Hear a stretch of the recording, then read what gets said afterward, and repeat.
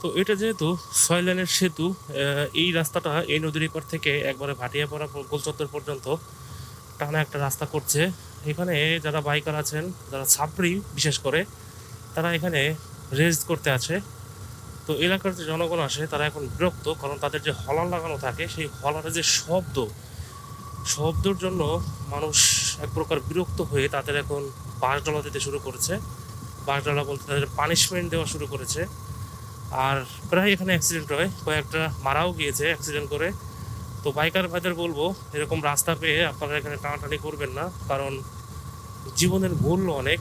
আর যত গতি তত ক্ষতি।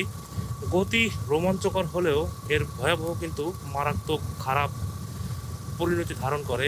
আপনি যদি বেঁচেও যান কিন্তু আপনি পঙ্গু হয়ে থাকবেন। এই লাস্ট কিছুদিন আগে একটা বাইক অ্যাক্সিডেন্ট করছে, তো সেটা মনে হয় আর বাঁচে নাই, মারাই গিয়েছে। তো আপনাদের রিকোয়েস্ট করব, আপনারা এখানে বাইক নিয়ে আসবেন বা দূর দূরান্ত থেকে যারা বাইক নিয়ে ঘুরতে আসেন তারা এরকম টানাটানি করবেন না, নিরিবিলি এখান থেকে চালাবেন, এর সৌন্দর্য উপভোগ করবেন।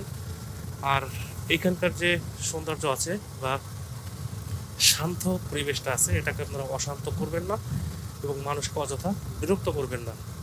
যদি আপনাদের টানাটানি করতে হয়, আপনারা ঢাকা মাওয়া এক্সপ্রেস হইতে চলে যাবেন, ওখান থেকে আপনারা টানাটানি করবেন, যা করবেন ওখানে করবেন।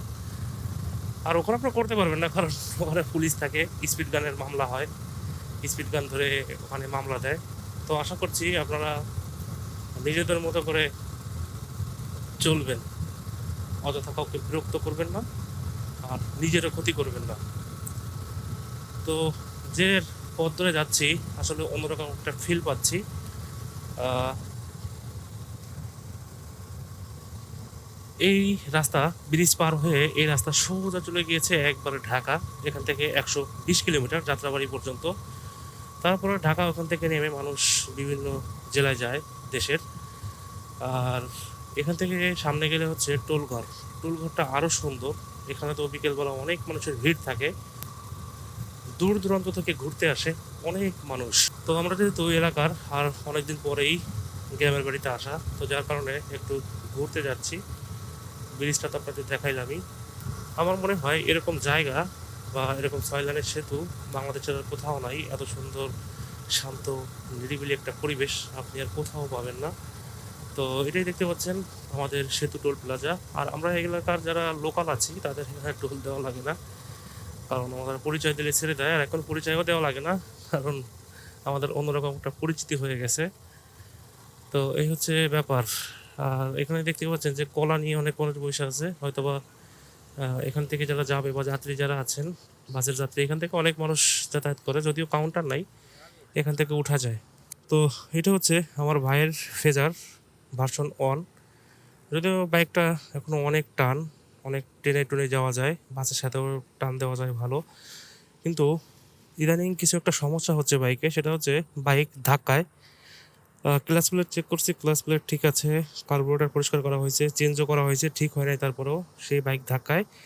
পরবর্তীতে ধরা পড়লো এটা হচ্ছে পিস্টনের সমস্যা। তো এখন এটাকে হচ্ছে আর একটা কাজ করব। পিস্টন চেঞ্জ করতে গেলে ৭,০০০ টাকা লাগবে। আর এটাকে যদি বিগ বোর করি, অর্থাৎ ২২০ বা ১৭৫ সিসি করি, তাহলে খরচ হবে ১৪,০০০ টাকা। তাহলে আমার ওইটাই ভালো, আমি ১৪,০০০ টাকাতে বিগ বোরই করব। সেটাই ভাইরে বলছি যে ওইটাই কর, ভাই মনে হয় ওইটাই করবে। কিন্তু যখন আমি এটাকে বিগ বোর করব, এটার টান তো অনেক বেড়ে যাবে, বা বাইকের যে থ্রোটল রেসপন্স আছে অনেক বেড়ে যাবে। বাইকের যখন থ্রোটল রেসপন্স বেড়ে যাবে এবং টানও বেড়ে যাবে, তখন তো বাইককে থামাইতে হবে। তো থামাইতে হলে এই যে ব্রেক আছে, পিছনে যে ড্রাম ব্রেকে কিন্তু কাজ হবে না, অবশ্যই হাইড্রোলিক লাগাইতে হবে।